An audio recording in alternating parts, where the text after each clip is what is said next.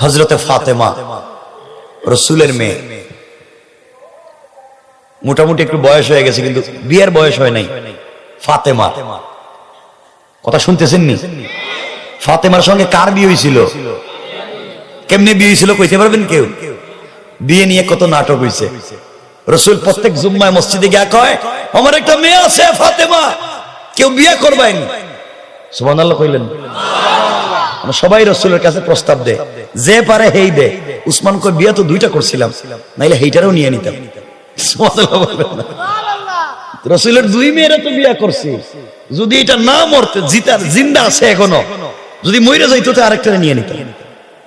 আর রাসূল বলতেন, যদি আমার আরেকটা মেয়ে থাকতো আমি উসমানের কাছে বিয়ে দিতাম। রাসূলের কন্যা, সুবহানাল্লাহ। তো রাসূলের কাছে বিয়ের প্রস্তাব দিলে রাসূল কিছু কয় না, রাসূল কিছু কয় না। বিয়ের প্রস্তাবে সবাই প্রস্তাব দেয়, কিছু কয় না। একদিন সবাই মিলে হযরত আলীরে ধরছে, আলীরে কয়, আলী তুই বিয়ের প্রস্তাব দে। আলী কয়, তোমরা কি আমারে মাইর খাওয়াইবা? আমি রাসূলের ঘরে থাকি, আমার ঘর নাই, আমি রাসূলের চাচাতো ভাই, এই ঘরে থাকি, খাইয়া দেয়া বড় হইছি, শেষ পর্যন্ত তার মেয়েরে বিয়ের প্রস্তাব দিব। মানে অর্থ হইল, আমাদের এলাকায় দেখেন আজকালকে অনেক মাস্টার এই ঘরে থাকছে 8-10 বছর, যাওয়ার পরে যারা ফড়াইছে এর লগে করে লিয়ে যায়। ঠিক না? ঠিক কিনা জুড়ে বলেন? ও এত বছর পড়াইছে, খাইছে, রে নিয়েই যায়। তো হযরত আলী চিন্তা করলেন, এই ঘরে থাকলাম, খাইলাম, বড় হইলাম, শেষ পর্যন্ত হের মেয়েরে নিয়ে যাইমু, এটা আমারে দিইতো না। একদিন জুম্মার নামাজে, সংক্ষেপ করে বলি, জুমার নামাজে রাসূল আবার ঘোষণা করছেন, কেউ কি আসো আমার মেয়েরে বিয়ে করবে? উসমান, আবু বকর আর ওমর বসা। আবু বকর, ওমর, উসমান রে কই, উসমান দেখো না আলীরে ফিট করা যায় কিনা। আলীরে কইছে, আলী একটু বলো না রাসূলের কাছে যে ইয়া রাসূলুল্লাহ আমি রাজি। আলী কয়, আমি কইতে পারো, রাসূল যদি আমারে জিগায় তোরা তো সাহস হইল কোথা থেকে, আমি কইব আমি কিচ্ছু জানি না, হেরা আমারে কইছে। সুবহানাল্লাহ কইলেন না? উসমান কয়, ভাই তোর ফায় ধরে তুই কইস না, দরকার নাই, তুই আমার নাম কইস না, তুই আমার ঘরে মাইল লাগাই দিস না। ভালোবাসা, এগুলো ভালোবাসা। কেন এই কথা বললে লম্বা হয়ে যায়, আমি একটা উদ্দেশ্য নিয়ে বসছিলাম, কিন্তু এগুলো বলে লম্বা হয়ে যাবে। আলী কেন চায় না? কারণ আলী ছিলেন বেটে, বাইটিয়া, বাইটে বুঝেনি, খাটো, ছোট। আর ফাতেমা কথা বল না, বিশ্বনবীর মেয়ে, খাদিজা লম্বা, রাসূলের পাক তো লম্বা, তে মেয়ে কি বাটিয়া না লম্বা? আর আলী খাটো। খাটো বলতে বুঝছিনি, মারাত্মক খাটো। কেমনি এটা হাদিস থেকে বুঝাই। হযরতে আবু বকর এবং হযরতে ওমর দুজন লম্বা, দুজন লম্বা। কথা শুনেন, লানা আরবিতে লাম নুন আলিফ, লানা, লামও লম্বা, আলিফও, আর নুন দেখছেন ছুডো, নুন কত ছুডো। তো ওমর বলতেন, আমি আর আবু বকর হইলাম আলিফ আর লামের মতো, আর তুমি হইলা নুনের মতো, বাইটিয়া। আমরা না থাকলে তোমার ইজ্জত থাকতো না। আলী তো ছাইড়া দেওয়ার লোক না, যদি এটা সহি না। রাসূল বলেছেন, আনা মদিনাতুল ইলমি ওয়া আলিয়ুন বাবুহা, আমি হচ্ছি জ্ঞানের রাজ্য, আর এই রাজ্যে প্রবেশের দরওয়াজা হযরতে আলী। সুবহানাল্লাহ জোরে বলেন। আলী তো ছেড়ে দেওয়ার লোক না। আলী বলতেছে, আমি বাইটটা, আর আমার তোমাদের কারণে আমার ইজ্জত। আলী বলতেছে, লাউ কানা নুন বাইনাল আলিফ ওয়াল লাম, যদি আলিফ আর লামের মাঝখানে বাইটটা নুন না থাকে, লাকানা লা, তোমরা হয়ে যাইবা না। মানে লাম নুন আলিফ, এর মধ্যখান থেকে নুন সরাইয়া দিলে লাম আলিফ জবর লা, মানে কিছু নাই। আলী বলতেছে, যদি আমি নুন মাঝখানে না থাকি তোদের ইজ্জত থাকতো না। সুবহানাল্লাহ কইলেন না? আর জোরে কোন সুবহানাল্লাহ। তো কথায় কথা চলে আসছে, রাসূল মাঝে মাঝে আলীর সঙ্গে মজা করতেন। সুবহানাল্লাহ কোন? কি করতেন? মজা করতেন। তো এগুলো সংক্ষেপ করে বইলা যে সামনে যাওয়ার জন্য। একদিন বাহিরে গিয়ে সবাই বুঝাইছে, আলীর দাওয়াত খাওয়াইছে উসমান, পয়সা দিছে, পয়সা হাদিয়া। কেন দিছে জানেননি? প্রস্তাব দিত বিয়ার, ঘুষ দিছে। সুবহানাল্লাহ। এরপরে ফাতেমা আলীর কাছে বিয়ে বসো। হযরতে আলী কো ঠিক আছে আমি যাবো। ফজরের নামাজ পড়ে রাসূল বসে রয়েছেন। আলী দাঁড়ায় বলতে ডাইরেক্ট, ইয়া রাসূলুল্লাহ আমার কিছু কথা আছে। রাসূল কয় কাছে আও, কাছে আও। কয় রাসূল দেখে আলী বাহিরে দৌড়তেছে। কই কি তারে হে কইল কি কইব, দৌড়ে কেন? রাসূল বলছেন আলী দাঁড়াও। কয় রাসূলুল্লাহ আমার আর দরকার নাই, বাহিরে কে উসমান আমার সাথে জিন্দেগিতে কথা কইবে না। আমি এই কথা বলার পরে আমার হাত পা কাঁপতেছে। চলে গেছে আর 1-2 মাস। আরেকদিন রাসূল বলছেন কেউ আসনি আমার মেয়েরে বিয়ে করবা? আলী কয় আমি। নবীজি নামাজ পড়ে দেখে আলী আর নাই।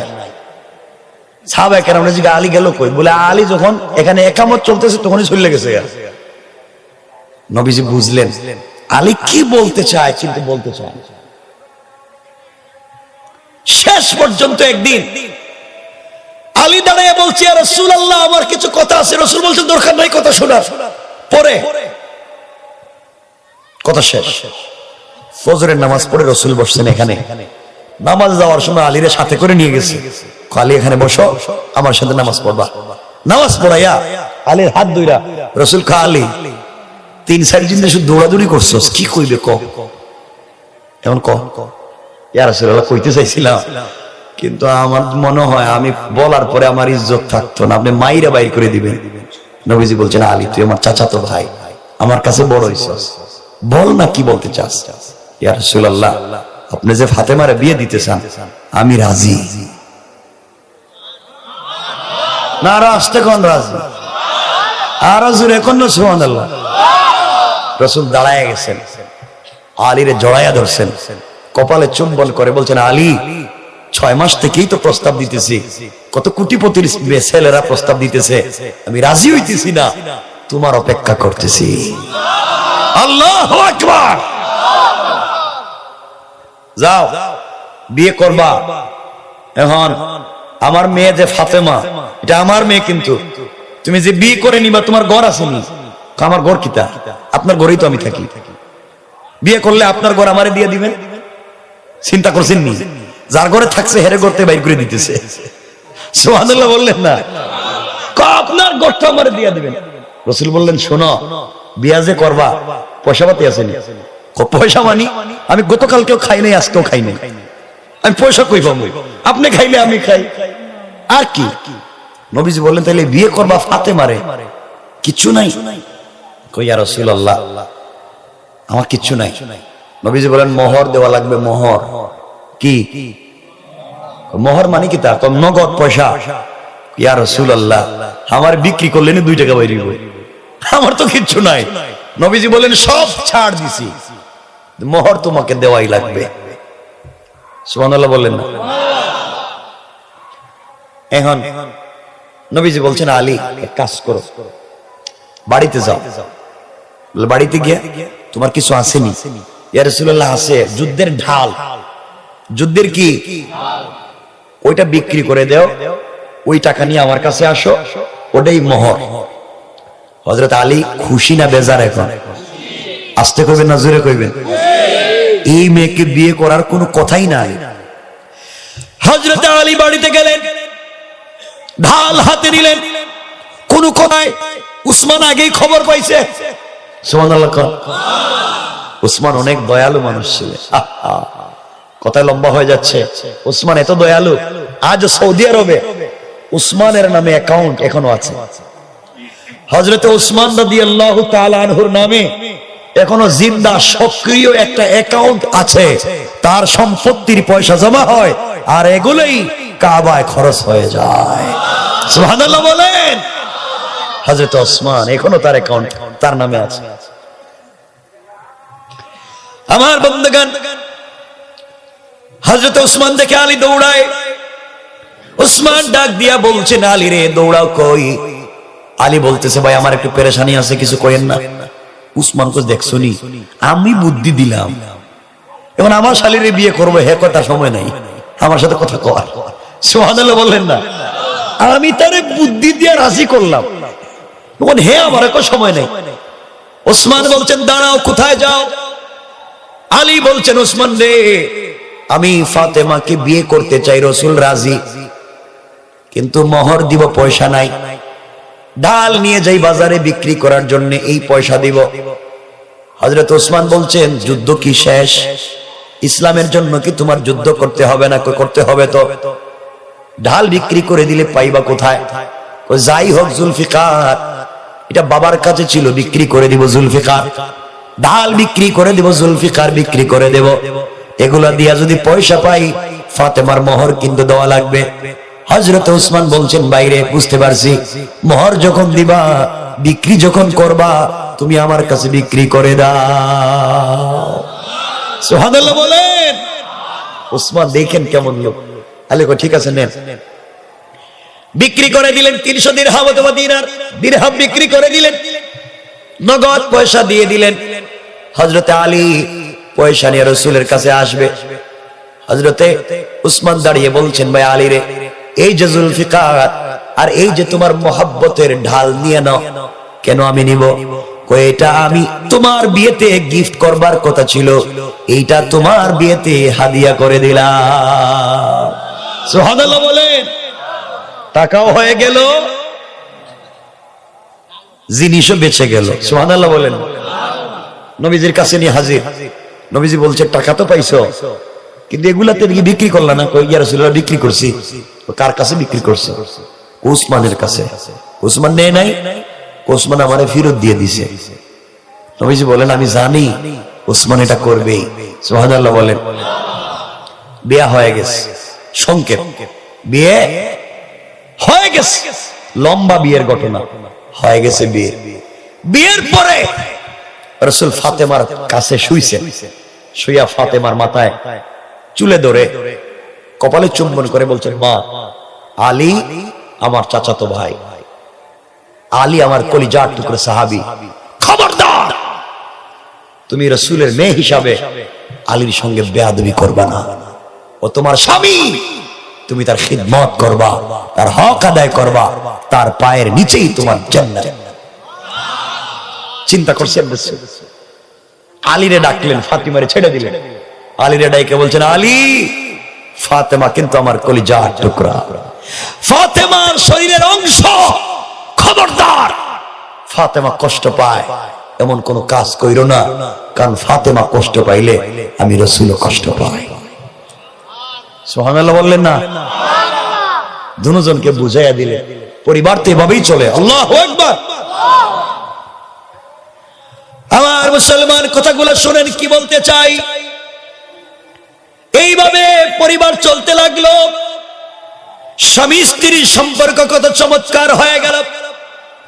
লম্বা কথা, অনেক দূরে চলে যায়, সেই দিকে যেতে চাই না। এরপরে বলতে চাই, আমার বন্ধুগণ, দীর্ঘদিন চলতে চলতে হঠাৎ করে একদিন হযরতে ফাতেমা অসুস্থ হয়ে গেলেন। কি হয়ে গেলেন? সবাই বলেন। অসুস্থ হয়ে গেলেন। কয়েকদিন হয়ে গিয়েছে হযরতে ফাতেমা কোনো খাবার খেতে পারছেন না, মুখে কোনো খাবার উঠাতে পারতেছেন না। এক পর্যায়ে হযরতে আলী ঘরে গেলেন, মাথায় হাত দিয়া দেখলেন অনেক জ্বর। ডাক দিয়া বলছেন, স্ত্রী রে, তোমার জন্য জীবনে কিছু করতে পারলাম না, 2 বেলা খাবারের ব্যবস্থা করতে পারলাম না, নতুন একটা পোশাক তোমাকে দিতে পারলাম না। স্ত্রী, তোমার কাছে আমি জানতে চাই, আজকে কি তোমার জন্য আমি কিছু নিয়ে আসবো নাকি? হযরতে ফাতেমা বলছেন, স্বামী রে, ঘরের ভিতরে খাবার নাই, তোমারও কাজ নাই, পকেটে পয়সা নাই, আমি কিছু বললে তুমি কি আনতে পারবা? হযরতে আলী বলছেন, স্ত্রী, প্রয়োজনে কাজ করব, কাজ করে হলেও কিছু পয়সা দিয়া তোমার মনের তামান্না পুরা করতে চাই। ফাতেমা বলছেন, আলী রে, কিছুই মন চায় না, মুখটা তিতা হয়ে গিয়েছে জ্বরে, আমার মন চায় কয়েকদিন থেকে একটা ডালিম, একটা আনার খেতে। কি খেতে? ডালিম। ডালিম চিনছেন? এটা ডালিম খেতে মন চায়। আলী সকালবেলা চাদর মুড়া দিয়া রাস্তা দিয়ে হেঁটে যায়, রাসূল পাক ফজরের সালাত করে বের হয়েছেন। তাকাইয়া দেখেন একটা লোক তাড়াতাড়ি করে চাদর মোড়া দিয়ে হেঁটে যায়। নবীজি বলছেন, কে তুমি? দাঁড়াইয়া যাও। আলী দাঁড়াইয়া গিয়েছে। নবীজি ডাক দিয়ে বলছেন, আলী রে, কোথায় যাও আমাকে বলে যাও। আলী বলছেন, ইয়া রাসূলুল্লাহ, ইয়া হাবিবাল্লাহ, পয়গম্বর আরবি, আমি যাই বাজারে। ফাতিমা কয়েকদিন থেকে অসুস্থ, তার জন্য ডালিম কিনতে হবে, ঘরে কোনো জিনিস নাই। এই যে কাপড় আছে, কাপড়টা বিক্রি করতে চাই। কেউ বলেছেন লম্বা আলোচনা। নবীজি কোনো কথা বাড়ালেন না। নবীজি বলছেন, আলী, এই যে খেজুর গাছ, এই খেজুর গাছের নিচে যাও। খেজুর গাছের নিচে গিয়ে বলবা, আল্লাহর হুকুমে আমি রাসূল বলেছি তোমাকে কিছু খেজুর দেওয়ার জন্য। হযরত আলী রাসূলের কথা শুনে খেজুর গাছের নিচে গেলেন। গিয়ে দেখেন গাছে খেজুর থাকা তো দূরের কথা, একটা পাতাও নাই, গাছ মরা। আলীর বিশ্বাস আছে। গাছের নিচে গিয়ে বলছে, গাছ রে, আল্লাহর হুকুমে নবীজি বলেছেন আমাকে কিছু খেজুর দেওয়ার জন্য। বলতে দেরি হয়েছে, এই মরা গাছ থেকে তাজা তাজা খেজুর নিচে পড়তে দেরি হয় না। সুবহানাল্লাহ জুড়ে বলেন। আলী বলেন, আমি একটা খাই, একটা মুখে দিই, একটা পকেটে নিই, এটা মুখে দিই, একটা পকেটে নিই। করতে করতে অনেকগুলা খেজুর জমা হয়ে গেছে। আলী চিন্তা করলেন, স্ত্রী বলেছে খেজুরের কথা নয়, আনারের কথা বলেছে। বাজারে পৌঁছে গেলেন। বাজারে গিয়ে খেজুরগুলা বিক্রি করে দিলেন। বিক্রি করে দিয়া একটা ডালিম কিনছে। কি কিনছে? সবাই বলেন। ডালিম কিনছে। তিনি বাড়িতে যাবেন। এইদিকে মনে বড় আশা, দুনিয়ার জমিনে ফাতেমাকে কিছু দিতে পারি নাই, আজ আমার মন বড় খুশি, ফাতেমার মনের আশা পূরণ হয়ে যাবে, ফাতেমাকে একটা ডালিম দিতে পারবো। এদিকে আল্লাহর ফেরেশতারা আসমানের উপরে কথা বলা বলি করে। মুসলমানদের থাকলে আল্লাহর রাস্তায় দেয়, না থাকলে কে কারে দেয়।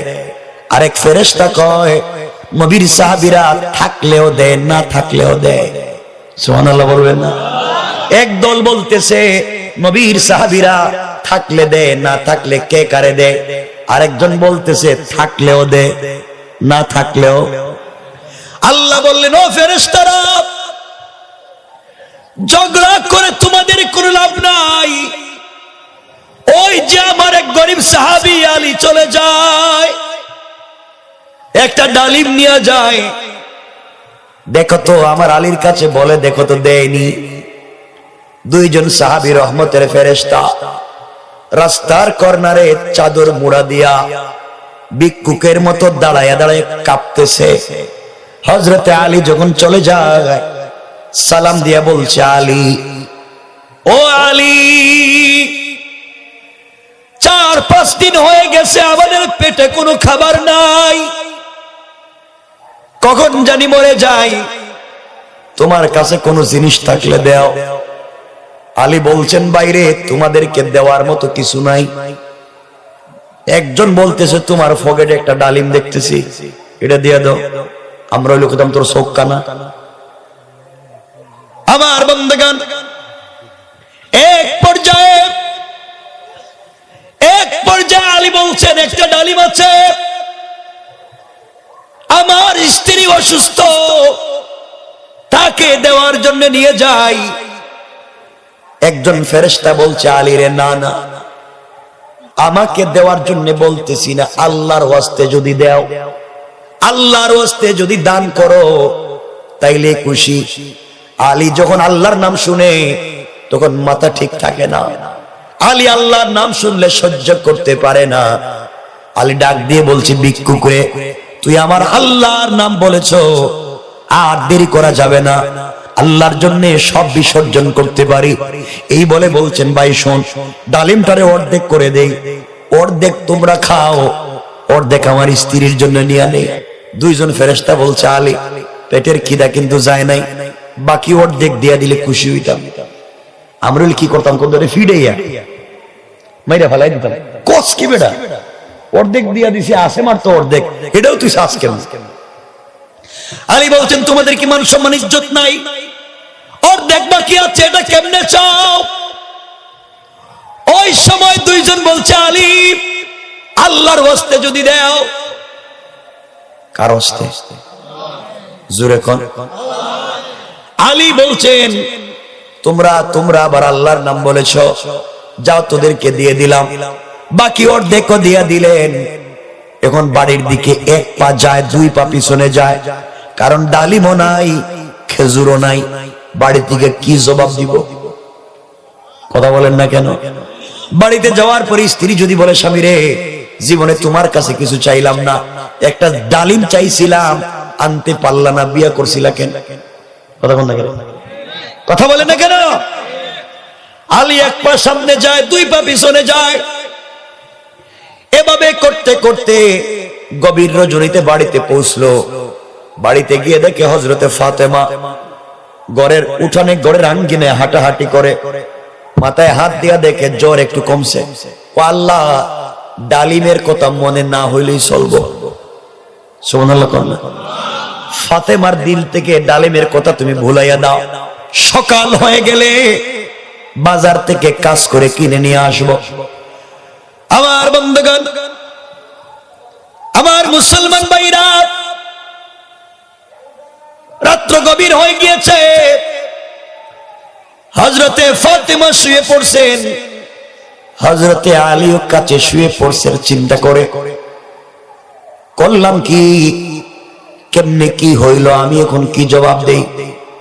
কিছুক্ষণ পরে একজন শুনতে পায় ঘরের দরজায় ডাক দেয়, নক করে। কে তুমি? কে গভীর রজনীতে ঘরের দরজায় ডাক দিয়েছো? তুমি কে?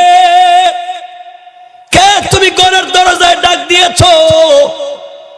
বাহির থেকে জবাব দিচ্ছে আনা সালমান, আমি রাসূলের সাহাবী সালমান। সালমান, এত রাত্রে আমার দরজায় কেন এসেছো?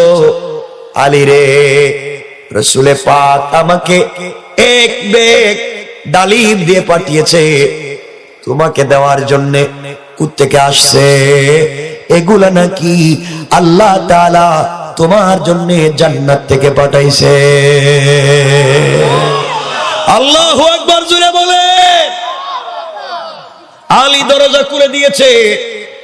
ঘরের ভিতরে নিচে একটা একটা করে ডালিম গনে, 1 2 3 4 5 6 7 8 9 ডালিম দেখে 9টা। সালমানের চেহারার দিকে তাকায় কয় তুমি কি আমার সাথে মস্করা করো মিয়া? হ্যাঁ, কার গাছ থেকে পারছো গভীর রাত্রে চুরি করে আমার আইনা দিতেছ, আর আল্লাহর নাম দিতেছ, এটা সত্য না, নিয়ে যাও। হযরতে সালমান বলে বাইরে আমার সঙ্গে এমন ব্যবহার করো কেন? গভীর রাত্রে রাসূল আমাকে দিয়েছে, তোমার কাছে এনে দিলাম, ফিরাইয়া দিলা কেন? কেনই তুমি নিবা না? গনলা কেন?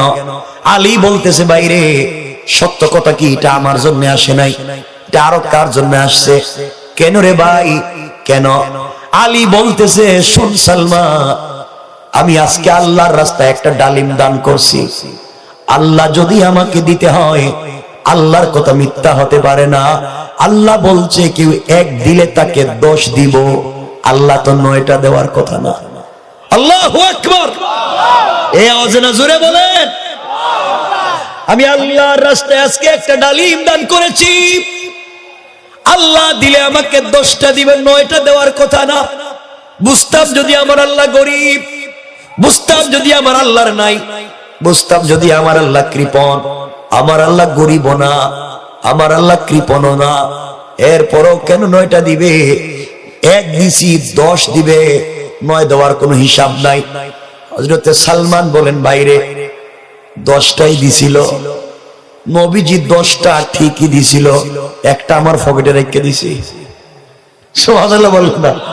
আল্লাহু আকবার জোরে বলেন না?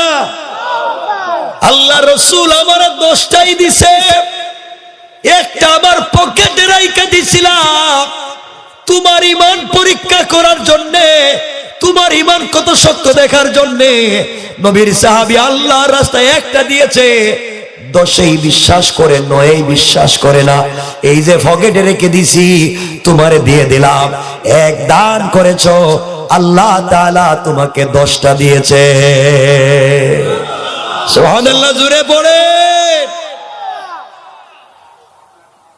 আমার বন্ধুগণ, তাদের ঈমান আর বিশ্বাস কতটুকু চিন্তা করতে পারছেন?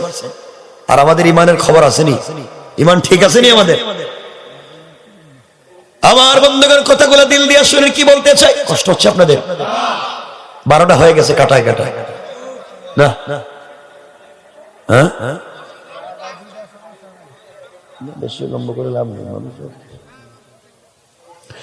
কথাগুলো দিল দিয়ে শুনে, লম্বা করতে চাই না, কিন্তু শুনেন কি বলতে চাই, মনোযোগ দিয়ে শুনো। এই রাসূল কেমন ছিলেন? তোমার আমার জন্য সেই রাসূল কত কষ্ট করেছে। একদিন সকালবেলা ফজরের নামাজ পড়ে হযরতে রাসূল পাক সাল্লাল্লাহু আলাইহি ওয়াসাল্লাম ফাতেমার বাড়ির দিকে গেলেন। ফাতেমার ঘরের দরজায় গিয়ে নক করে ডাক দিয়ে বলেছে, মা, আমি তোমার বাবা, কলিজার টুকরা রাসূল পাক, দরজা খুলে দাও। ফাতেমা ঘরের ভিতর থেকে জবাব দিচ্ছে, বাবা, 5 দিন 6 দিন হয়ে গিয়েছে তোমার মেয়ের পেটে কোনো খাবার যায় না। ও বাবা, আমার কলিজার টুকরা 2টা সন্তান হাসান আর হুসাইন খাবার না পেয়ে নানা নানা বলে চিৎকার করে অজ্ঞান হয়ে পড়ে যায়। ও বাবা, খাবার না পেয়ে চিৎকার করে কান্না করে ডাক দে। এখন আমার শরীরে এমন কোন শক্তি নাই যে আমি দাঁড়াইয়া দরজা খুলে দিব, এতটুকুন পরনে কাপড় নাই যেই কাপড় পরে তোমার সামনে দাঁড়াবো। চিন্তা করেন, রাসূল পাকের মেয়ে, এত বড় রাসূল পাকের মেয়ে, ঘরের ভিতরে খাবার নাই, পরনের কাপড় নাই। এক পর্যায়ে নবীজি নিজের কাঁধ থেকে চাদর মুবারক দিলেন আর বললেন, ফাতেমা, ওই চাদর তুমি পরো। ফাতেমা চাদর গায়ে দিলেন, দরজা খুলে দিয়েছেন। নবীজি ঘরের ভিতরে প্রবেশ করলেন। ঘরের ভিতরে গিয়ে দেখেন ফাতেমার চোখ ঢুকে গিয়েছে, গালটা ভেঙে গিয়েছে, শরীরটা ভেঙে গিয়েছে, চেহারা মলিন হয়ে গিয়েছে। এভাবে তো চলে না। নবীজি আর কোনো কথা বাড়ালেন না, চোখের পানিগুলা মুছে দিয়ে রাস্তায় বের হয়ে গেলেন। আবার নবীজি রাস্তায় বের হইয়া চিৎকার করে ডাক দিয়া বলছে, আসো, কি এলাকায় কেউ আছো? আমি মুহাম্মদ ইবনে আব্দুল্লাহ কাজ করতে চাই, আমি কাজ করতে চাই, কামলা দিতে চাই। কেউ কি আমাকে তোমাদের বাড়িতে কাজে নিবা?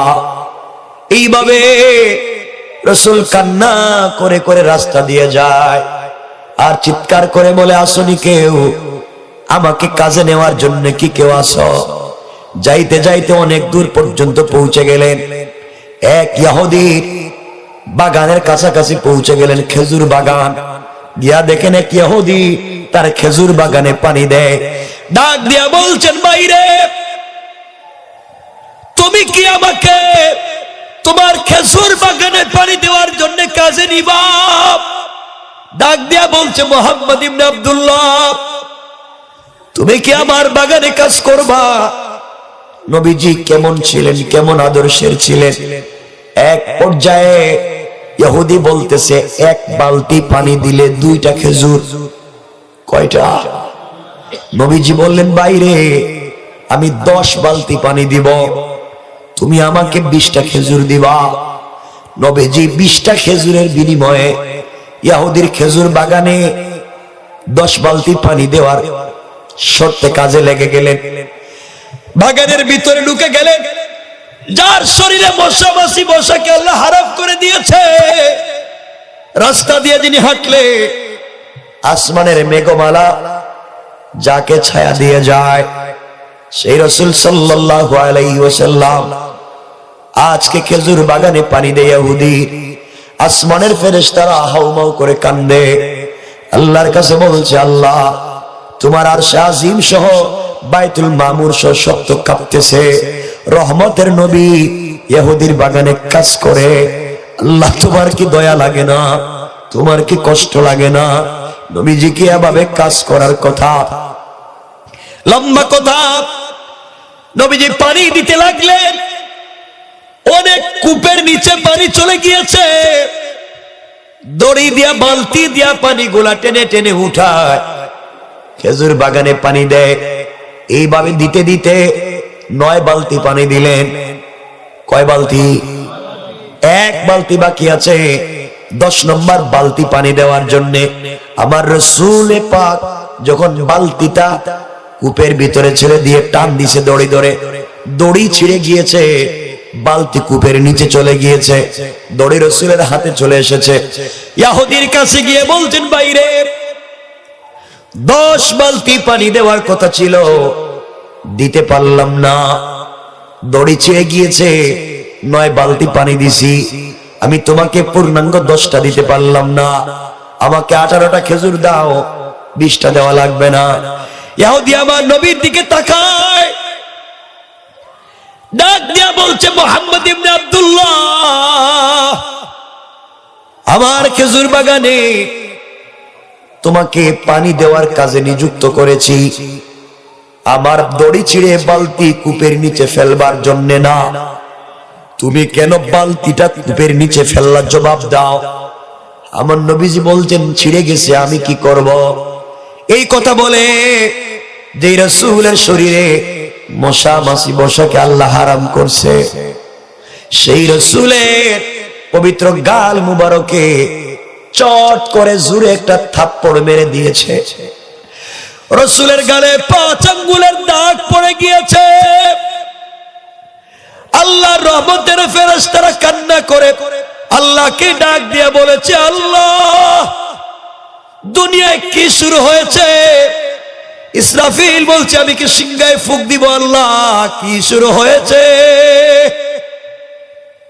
নবীজির সাথে সাথে নিজের গালে হাত না দিয়া ইহুদির হাতকে নিজের হাতে নিয়া ইহুদির হাতে চুম্বন করে নিজের বুকে জড়াইয়া ডাক দিয়া বলছেন, বাইরে তুমি যে হাত দিয়ে আমাকে আঘাত করছো, তুমি কি ব্যথা পাইছো? আল্লাহু আকবার। তুমি যে হাত দিয়ে আমাকে আঘাত করেছো, সেই হাতে কি তুমি ব্যথা পেয়েছো? কাল কিয়ামতের ময়দানে আল্লাহর আদালতে আমাকে আসামি বানাইয়া দিও না। তোমার দিলে যদি কোনো ব্যথা থাকে, কষ্ট থাকে, আমি মুহাম্মদ আমার পিঠের কাপড় খুলে দিলাম, তুমি আমার পিঠে আঘাত করে করে তোমার কষ্ট দূর করো, এরপরও কিয়ামতের দিন আমাকে বিপদগ্রস্ত করে দিও না। এই বলে আমার নবীজি মাফ চেয়ে নিয়ে আর 18টা খেজুর নিয়ে বাড়ির দিকে চলে যায়। ইহুদি চিন্তায় পড়ে গিয়েছে, যেই লোকটাকে আমি মারলাম, আঘাত করলাম, এত বকাঝকা করলাম, এই লোকটা একবারও আমার দিকে চোখ তুলে তাকালো না, আমার সাথে কটু কথাও বললো না, আমাকে উল্টা একটা আঘাত করলো না, বরং আমার হাতে চুম্বন করে বলছে আমি নাকি তাকে ব্যথা, আমি কি ব্যথা পাইছি নাকি? এই কথা যেই লোকটা বলতে পারে, এত চমৎকার চরিত্র যার হতে পারে রে, সে কোনোদিন খারাপ লোক হতে পারে না, সে কোনোদিন খারাপ লোক হতে পারে না। বুঝতে পেরেছি তাওরাত, জবুর, ইনজিলে যে আখেরি জামানার নবীর কথা আছে, তার চরিত্রের সঙ্গে মিলে যায়। তিনি মনে হয় সেই আখেরি জামানার পয়গম্বর। আল্লাহু আকবার বলেন। সত্যি যদি তাই হয়, যেই হাত দিয়ে আঘাত করছি এই হাত নিয়ে আল্লাহর সামনে কেমনে দাঁড়াবো? এই হাত নিয়ে তো আল্লাহর সামনে দাঁড়াতে পারবো না। নিমক খারাপ হাত নিয়ে যদি যাই রব কি বলবেন? এই বলে একটা তরবারি এনে পাথরের উপরে হাত রেখে কবজি পর্যন্ত হাতকে কেটে দিয়েছে। এই হাত নিয়ে আল্লাহর সামনে যাব না। যেই হাত দিয়ে মুহাম্মদকে আঘাত করছি, আল্লাহ যদি বলে কি রে তোর হাত কই? আল্লাহ যে হাত দিয়া বেয়াদবি করছি হাত দুনিয়ায় ফেলে দিছি। এই বলে হাত একটা ব্যাগের ভিতরে ঢুকাইয়া নবীজির কাছে মাফ চেয়ে কালিমা পড়বার জন্য রাসূলের পিছনে দৌড়ায়। আল্লাহু আকবার। আর জোরে বলেন না আল্লাহু আকবার। আস্তে আস্তে করে আমার নবীজি ফাতেমার ঘরের ভিতরে গিয়েছে। 18টা খেজুর দিয়েছে। ফাতেমা ডাক দিয়া বলছে, বাবা আর নিচের দিকে তাকাইও না, উপরের দিকে তাকাও। নবীজি উপরের দিকে তাকায় না, নিচের দিকে তাকাইয়া তাকাইয়া ফুপায়া কান্দে। হযরতে ফাতেমা তাকাইয়া দেখে রাসূলে পাকের গালের মধ্যে 5টা আঙ্গুলের দাগ বসে গেছে। কে রে আমার এতিম বাবারে আঘাত করছে? কে আমার বাপরে মারছে? দুনিয়ার জমিনে কেউ নাই, কে আমার বাপরে তো আঘাত করছে? ফাতেমা কান্দে, রাসূলে পাক কান্না করে। এক পর্যায়ে ওই লোকটা রাসূলে পাকের ফাতেমার ঘরে ঢুকে গেল। নবীজি বলছেন, ভাই তুমি মনে হয় কষ্ট পেয়েছো, আবার কেন আসছো? লোক বলছে, মুহাম্মদ ইবনে আব্দুল্লাহ, ভুল করেছি, অন্যায় করেছি, অপরাধ করেছি, আপনাকে আঘাত করে অনুতপ্ত আপনার কাছে এসেছি, ভুল বুঝতে পেরে তওবা করতে চাই, আর আপনি আমাকে কালিমা পড়ায়া মুসলমান বানাইয়া দেন। নবীজি লোকটাকে মুসলমান বানাইয়া দিয়েছে। এবার লোকটা কান্দে। নবীজি বলছেন, কান্দো কেন? ইয়া রাসূলুল্লাহ, যে কষ্ট দিছি আপনারে জানি না আল্লাহ আমারে মাফ করবে কিনা, এই অপরাধ ক্ষমা হবে কিনা, এই জন্য কান্দি। আল্লাহ রাসূল বলছেন, তোমার হাত বের করো, মুসাফা করি, ইনশাআল্লাহ তোমাকে মাফ করে দিবেন। হাত বের করেছে, নবীজি দেখেন কবজি পর্যন্ত নাই। কি রে ভাই, তোমার হাত কোথায় গেল? ইয়া রাসূলুল্লাহ, যে হাত দিয়া বেয়াদবি করছি এটা রাখতে চাই না, কেটে দিয়েছি। নবীজি বললেন, তাড়াতাড়ি বের করো। ব্যাগের ভিতর থেকে হাত বের করেছে। নবীজি আবার আগের জায়গায় লাগায়া মুখ থেকে তুতু মোবারক লালা বের করে এখানে লাগায় ব্যান্ডেজ করে দিলেন। 1 মিনিট যেতে পারে নাই, তার হাতটা আগের চাইতে সুন্দর এবং শক্তিশালী হয়ে গিয়েছে। এবার আমার নবীজিকে বলছে, পয়গম্বর আরবি, যেই বাগানে আপনার পা পড়েছে, যেই খেজুর গাছে আপনার পবিত্র হাতে পানি দিয়েছে, এই বাগান আমি আর রাখতে চাই না। এই মুহূর্তে আমার 1000 কোটি টাকার বাগান এই মুহূর্তে আল্লাহর রাস্তায় দান করে দিলাম। সুবহানাল্লাহ, জোরে বলেন। কেমন ছিলেন তোমার রাসূল? কেমন ছিল আমার রাসূল? আজকে সেই রাসূলকে, সেই বিশ্ব নবীকে এই দুনিয়ার জমিনে যারা গালি দেয়, এই নবীকে যারা বদনাম করে, এই নবীর বিরুদ্ধাচরণ করে, তারা পিতৃ পরিচয়হীন হারামজাদা, ঠিক কিনা জোরে বলে। আজকে দেখতে পাই আমাদের স্কুলের বাচ্চারা, কয়েকদিন আগে আপনারা দেখেছেন ওরা আলু ভর্তা বানাচ্ছে, পেঁয়াজ ভর্তা বানাচ্ছে, কথা কন না কেন? বিছানা পাতি কেমনি ঠিক করতে হয় এটা ঠিক করতেছে। এখন কয়েকদিন শুনতেছি আমরা, কয়েকদিন থেকে এখন এরা নাকি ছেলে থেকে মেয়ে হয়ে যাচ্ছে, মেয়ে থেকে ছেলে বানিয়ে দিতেছে, শরীফ থেকে শরীফ বানিয়ে দিতেছে, ঠিক কিনা বলেন? ওই সমস্ত যারা করছে, এই যুবকদেরকে, এই তরুণদেরকে, এই ছাত্রদেরকে, এই মুসলমান সমাজকে যারা ধ্বংস করে দিতে চায়, যারা জাতি, এই সমাজের, এই দেশের দুশ্মন, ঠিক কিনা জোরে বলে। আমার বন্ধুগণ, কথাগুলো দিল দিয়ে শুনে। গত 1-2 দিন আগে আপনারা দেখেছেন এক ব্যক্তি টক শোতে বলতেছে আজকে নাকি বাংলাদেশ থেকে বাংলা ভাষা নাই হয়ে যাচ্ছে, আজকালকের ছেলেরা বাংলা ভাষায় কথা বলতেছে না, এরা কোথায় কোথায় বলে আলহামদুলিল্লাহ, কোথায় কোথায় বলে মাশাআল্লাহ, কথা কোথায় বলে শুকরিয়া জাযাকাল্লাহ, এগুলা বলতেছে কেন? এগুলা বলবে কেন? বাংলায় কথা বলবে। আরে পাগলের দল, মাশাআল্লাহ আলহামদুলিল্লাহ জাযাকাল্লাহ, এটা আমাদের হৃদয়ে, এটা আমাদের ইসলামের শব্দ চয়ন। আমরা একে অপরকে দোয়া করি। তোমরা তো দোয়া দিতেও পারো না, দোয়া নিতেও পারো না, আর তোমরা যাদেরকে পড়াচ্ছ তারা বদমাইশ, চোর, ডাকাত, ইয়াবাকুর, বাবাকুর হচ্ছে, ঠিক কিনা জোরে বলে? সমাজকে তারা ধ্বংস করে দিচ্ছে। আর এরা তো মানুষ হচ্ছে। এই সমস্ত যারা করছে, আজকালকে জিজ্ঞাসা করেন, আজকালকে তারা যাদেরকে পড়াচ্ছে, স্কুলের বাচ্চারা 21শে ফেব্রুয়ারি কি বলতে পারে না, 26শে মার্চ কি বলতে পারে না, 16ই ডিসেম্বর কি বলতে পারে না, 71 সালে কি হয়েছে বলতে পারে না, 56, 54, 52-তে কি হয়েছে, 45-এ কি হয়েছে, এগুলা বলতে পারে না। তারা তাদের বাচ্চাদেরকে স্কুলে ঠিক মতো পড়াতে পারে না, জাতিকে ধ্বংস করে জাহান্নামের পথে নিয়ে যাচ্ছে। আজকে শিক্ষার নামে কুশিক্ষা দিচ্ছে, মাদ্রাসায় বাচ্চারা দিন শিখতেছে। এটা দেখে যাদের চুলকায় তারা পিতৃ পরিচয়হীন অবৈধ সন্তান, ঠিক কিনা জোরে বলে? তাকবীর! ইহুদিদের দালালেরা হুঁশিয়ার সাবধান, রাসূলের দুশত্রুরা হুঁশিয়ার সাবধান, নারে তাকবীর! এগুলো আজকে ধ্বংস হয়ে যাচ্ছে।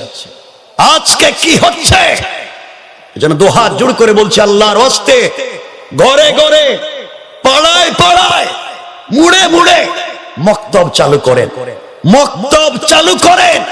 মক্তব আমাদের হৃদয়ের মক্তব যদি থাকে, ফুরকানিয়া যদি থাকে, বাচ্চারা দিন শিখবে, বড় হয়ে বেয়াদব হবে না, ইয়াবাকুর বাবাকুর হবে না, মা বাপকে বৃদ্ধাশ্রমে দিবে না। আজকে তারা ঠিক মতো পড়াতে পারে না, সন্তানদেরকে দিয়ে চান্দাবাজি করায়। এই জন্য তাদের সন্তানেরা, আমরা দেখেছি ছোট থাকতে আমরা পড়েছি উস্তাদদের কাছে, আমরা উস্তাদদের পায়ে পানি ঢেলে দিয়েছি, উস্তাদদের পায়ে পানি ঢেলে দিয়েছি। পায়ে ময়লা ছিল, পানি ঢেলে দিচ্ছি, যাচ্ছে না, আমরা হাত দিয়া উস্তাদের পা মুছে দিয়েছি, আমরা খিদমত করেছি। আর আজকালকে দেখা যায় অনেক স্টুডেন্ট তাদের টিচারকে বাইন্দা পিটায়। কথা বলেন না কেন? দরজা বন্ধ করে দেখো, শালা বদমাইশ, তোর স্কুলে আইতে কইছে কেডা? এই সমস্ত একমাত্র কারণ, তারা শিক্ষার নামে কুশিক্ষা দিচ্ছে, জাতিকে অন্ধকার নিয়ে যাচ্ছে। আর জাতিকে সুশিক্ষা দিচ্ছে একমাত্র মাদ্রাসাওয়ালা আলিম ওলামা, ঠিক কিনা জোরে বলেন? মনে থাকবে তো ইনশাআল্লাহ? জোরে বলেন ইনশাআল্লাহ।